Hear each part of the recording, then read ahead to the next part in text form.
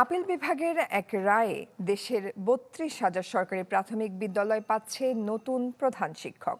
সকালে প্রধান বিচারপতির নেতৃত্বাধীন আপিল বিভাগ ১৩ বছর ধরে চলে আসা সংকট সমাধান করে দেন।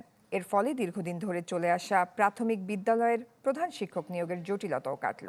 এ সময় অ্যাটর্নি জেনারেল বলেন, এই রায় শৃঙ্খলা ফেরাবে শিক্ষা ব্যবস্থায়।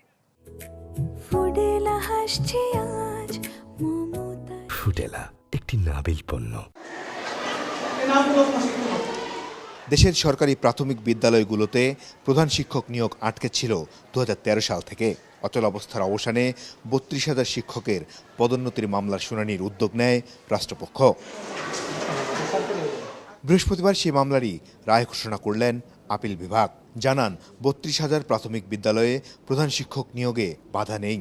ব্রিফিংয়ে অ্যাটর্নি জেনারেল বলেন, এটি শৃঙ্খলা ফেরাবে শিক্ষা ব্যবস্থায়। যে সরাসরি নিয়োগপ্রাপ্ত শিক্ষকরা মোদ্দা কথায় উপরে থাকবেন, যারা বেসরকারি স্কুল থেকে অধিগ্রহণ হয়ে আসছেন, সরকারি হয়েছেন, তাদের ক্রমটা থাকবে তারপরে। এটাকেই মূলত তারা চ্যালেঞ্জ করেছিলেন হাইকোর্টে, ওই আইনের সংশ্লিষ্ট বিধিকে।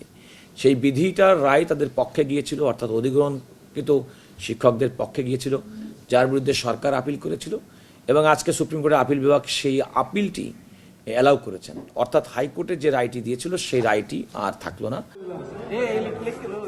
সর্বোচ্চ আদালতের এ রায়ে খুশি সরকারি প্রাথমিক বিদ্যালয়ের শিক্ষকরা। বলেন, সার্থক হয়েছে তাদের দীর্ঘদিনের পরিশ্রম। আজকে মাননীয় আদালত আমাদের সরকারি শিক্ষকদের যে মামলাটা ছিল সেই মামলায় আমাদের শিক্ষকদের পক্ষে রায় এসেছে এবং আমাদের পদোন্নতির দ্বার উন্মোচিত হয়েছে। আমাদের কালো অধ্যায়ের অবসান ঘটিয়েছে। আজকে রায়ের মাধ্যমে আমরা যতদূর শুনেছি মানে আমাদের পক্ষে রায় এসেছে।